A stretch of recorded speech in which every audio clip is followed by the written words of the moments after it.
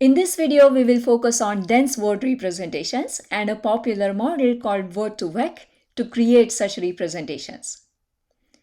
What's the goal of word representations? The overall goal is to learn general-purpose embeddings that are useful for common tasks involving text data, such as question answering or sentiment analysis. The term-term co-occurrence matrix representation we looked at in the last video creates long and sparse representations. Each word vector is of size vocabulary. And usually this vocabulary size is very large, and most elements in these word vectors are zero because not many words occur with each other. So term-term co-occurrence matrix is one way to create word embeddings, but it results in very sparse representations. It's not a big problem because there are efficient ways to deal with sparse matrices. An alternative way is creating short and dense word representations. In general, it has been shown that such representations work much better in practice. Also, short vectors are often easier to train with machine learning models because short vectors means less number of features, and less number of features means less parameters to train and less overfitting. Before looking at how to create dense word vectors, first let's look at an example of how they look like and what can we do with them. Here I'm loading a model which is trained on Google News corpus.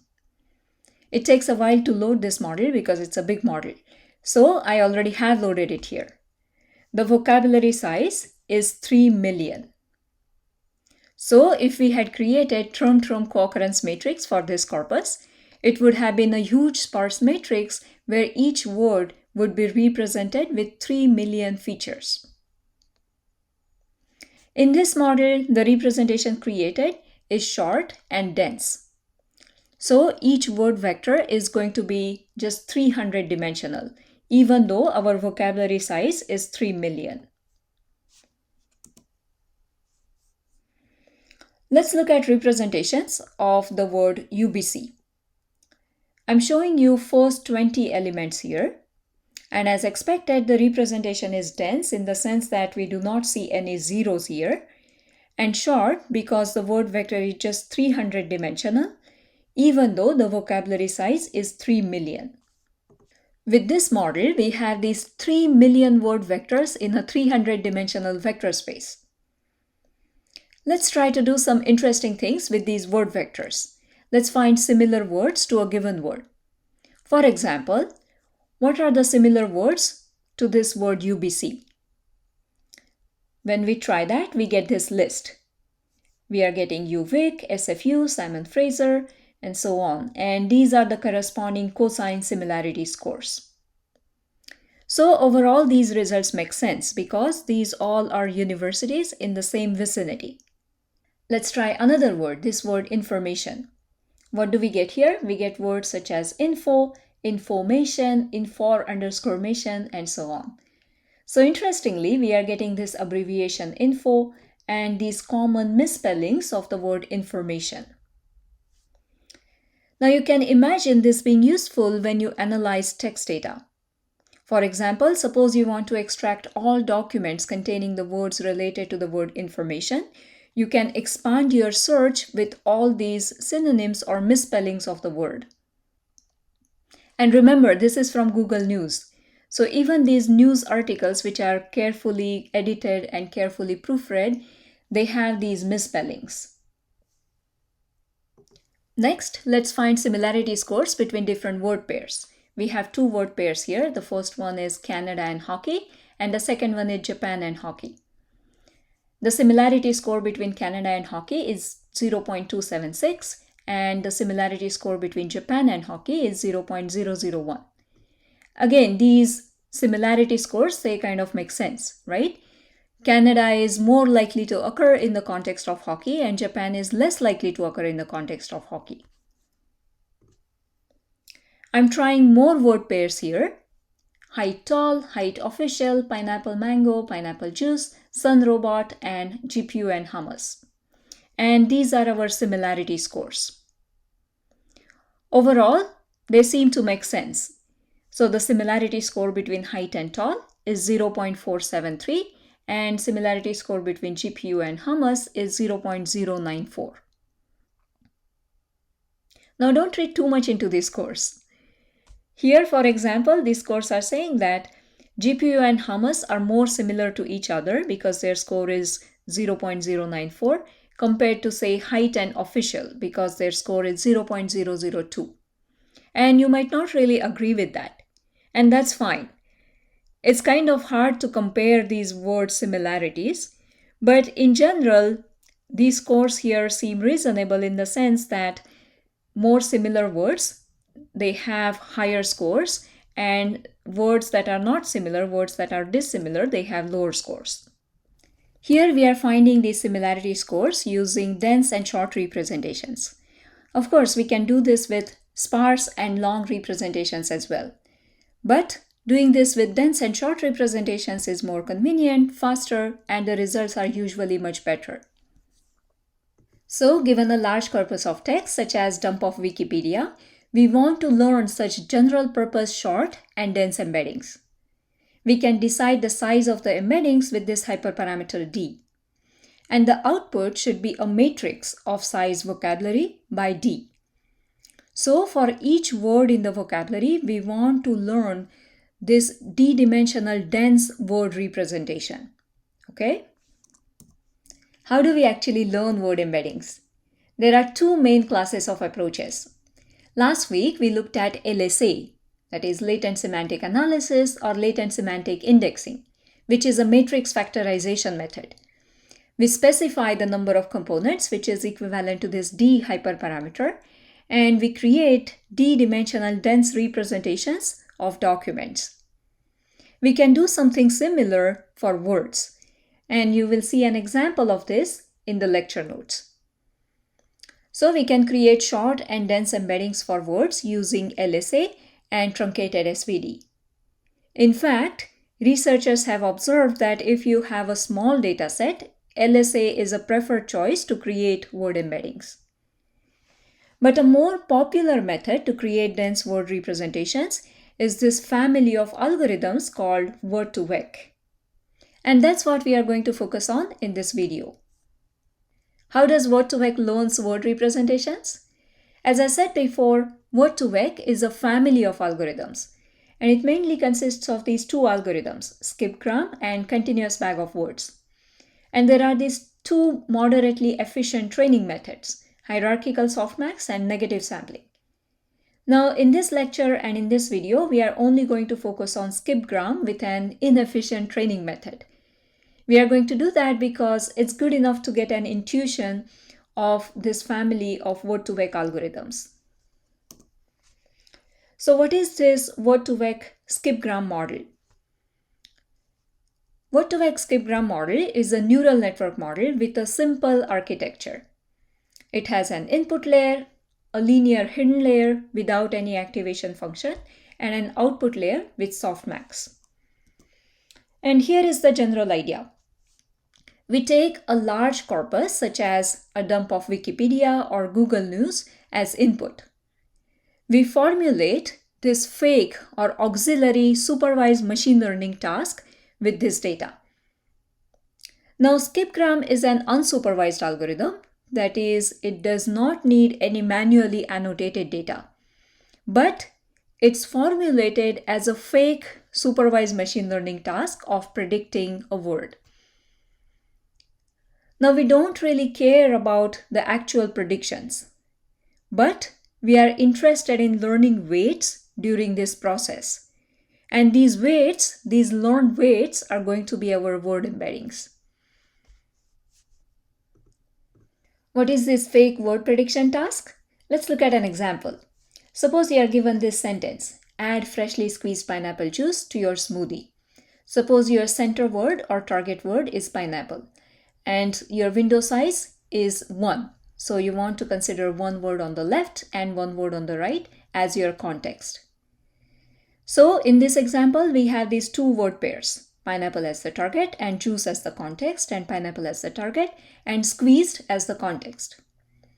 Our supervised machine learning task here would be, given the target word pineapple, what's the probability that a randomly picked context word is juice? And given this target word pineapple, what's the probability that a randomly picked context word is squeezed? So basically, in this fake word prediction task, given a target word, we want to predict probability of context words. Now note that we are using the term target in a different sense here compared to how we have been using it in supervised machine learning. In supervised machine learning, target was something that we wanted to predict. But here in skip-gram model, target is our input and we want to predict context words. Okay, how do we actually do this prediction task? We use a simple neural network architecture with 3 layers. An input layer, a linear hidden layer without any activation function, and an output layer with Softmax. Here is a picture of skip-gram model that you will usually see. We have an input layer, a hidden layer, and an output layer. We start with one-hot encoding of the target word. So here we are assuming our vocabulary size is 10,000, and this is one-hot encoding of our target word. We have 1 here and 0 everywhere else. We multiply this input vector by the weight matrix between input layer and hidden layer. Then we multiply the output of that by another weight matrix, then apply Softmax to it to get prediction probabilities for the context word. So we are creating this bottleneck here with a hidden layer with D hidden units, where this D is significantly smaller than the vocabulary size. In our case, our D is 300 and our vocabulary size is 10,000. So this matrix between input and hidden layer is going to be this compressed representation of all the words. And this matrix is going to represent our word embeddings. For each word in our vocabulary, we are going to have this 300-dimensional embedding. Let's look at an example. Let's go back to our pineapple juice sentence. Add freshly squeezed pineapple juice to your smoothie. Suppose our target word is this word pineapple and our window size is 1. So we want to consider one word on the left and one word on the right of this target word pineapple. Suppose the size of the vocabulary V is 10,000 and suppose these are the indices of these words in our vocabulary. So the index of the word pineapple is 8,000 and the index of the word juice is 5428. Suppose the size of the embedding D is 300. So we want to create 300-dimensional word vectors. Now we want to train a neural network model for our fake word prediction task of predicting the probability of the context word juice given the target word pineapple and the probability of the context word squeezed given the target word pineapple. First, let's just focus on the target context pair, pineapple and juice. Let's start with the input layer. Our input is going to be one hot representation of the target word pineapple. Since pineapple is at index 8000, in this one hot representation, we have a 1 here and 0 everywhere else. Our hidden layer is of size 300. So each word is going to be represented with 300 dimensions. This is our weight matrix between the input layer and the hidden layer. This weight matrix is going to be of shape V by D. So in this matrix, for each word in the vocabulary, we will have a D-dimensional representation for that word. Initially, we will just start with random weights in this matrix. But after training the model, this matrix is going to have our word representations. When we multiply this one hot encoded input vector of the word pineapple with this weight matrix, we are going to select the row that corresponds to the current representation of the word pineapple. If this input vector is called X and if this weight matrix is called W, then when we take W transpose X, the output of this multiplication is going to be of shape D by 1, which is our dense representation of the word pineapple. Currently, we are only considering one context word, juice. So, in our supervised machine learning task, our output is juice. In particular, the gold output is going to be this one-hot representation of the word juice. The index of the word juice is 5428. So in this gold output, we have 1 at index 5428 and 0 everywhere else. Now between hidden layer and output layer, we have another weight matrix which is called shared context matrix. Why? Because this matrix is going to have representations for all words in the vocabulary when they occur as context words, and it's going to be shared between all context words. So here we had representations of all words in the vocabulary when they occurred as target words, and here we have representations for all words in the vocabulary when they occur as context words. So this row in the shared context matrix at index 5428 corresponds to current representation of the context word juice. If we call this shared context matrix WC, we want to multiply this output of the hidden layer W transpose X and this shared context matrix WC. If we take this multiplication WC times W transpose X, the output is going to be of shape V by 1. We have V rows here and only one column. What's the interpretation of this output? This output represents the dot products between the current representation of the target word pineapple and the current representations of all words when they occur as context words in the vocabulary. So each number here is a dot product between the current representation of the word pineapple with current weight matrix and current representations of all words in the vocabulary when they occur as context words. Now, since these are dot products, they are not normalized. So to normalize them, we have a softmax layer. With the softmax layer, now we get a probability distribution here. And these are our predictions. So at index 5428, which is the index of the word juice, we have this prediction of 0.21. Now, since we are taking this word pair, this pineapple juice word pair from running text, we know that juice occurs in the context of pineapple. So this is our gold, which is one hot representation of the word juice. We have 1 at index 5428. So this is our prediction and this is our goal. So with this information, what can we do now? We can calculate loss. We can pass this information back to the network and update the weights accordingly. What are we trying to learn here?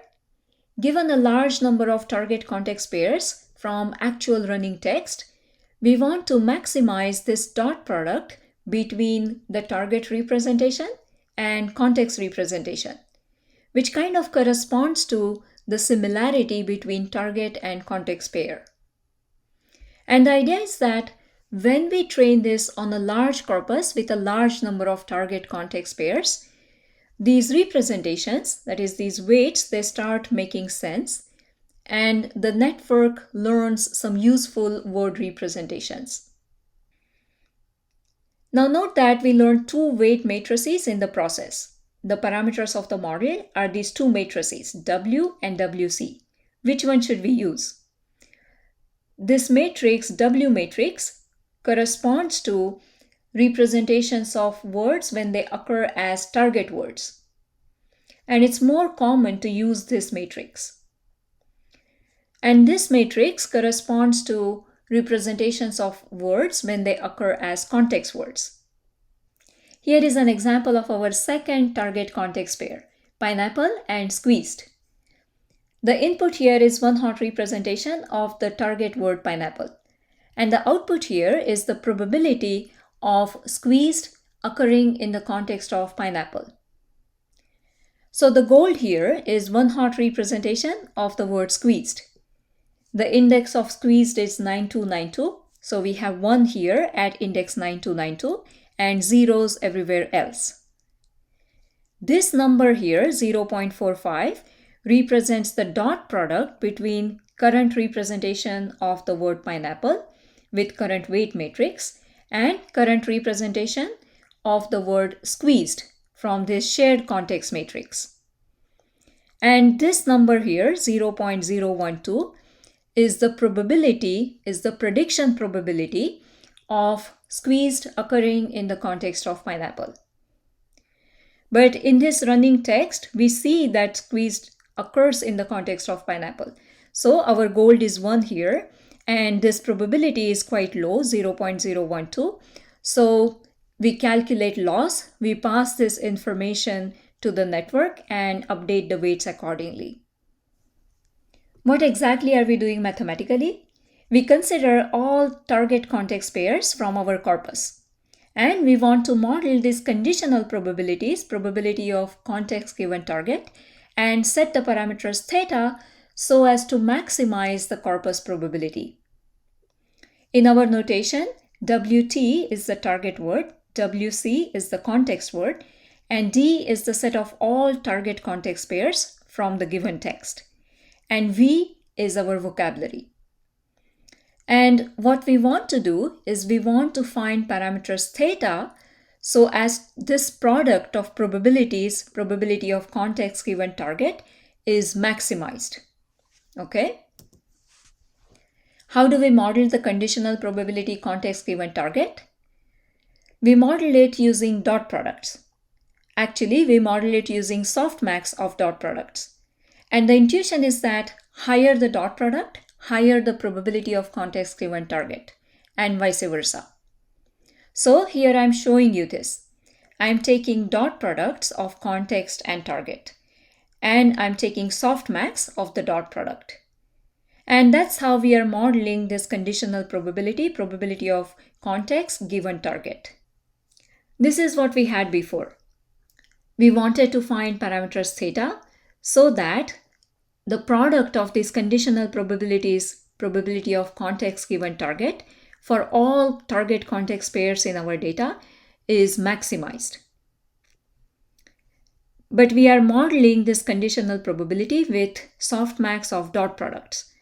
So I'm replacing this part here, this probability of context given target, with softmax of dot products. And that's what we are trying to achieve in our simple neural network. And the assumption here is that maximizing this objective on a large corpus, such as dump of Wikipedia or Google News, will result in meaningful embeddings, that is, meaningful representations for all words in the vocabulary. That's all for this video. In class, I'll show you a demo of skipgram on a toy corpus.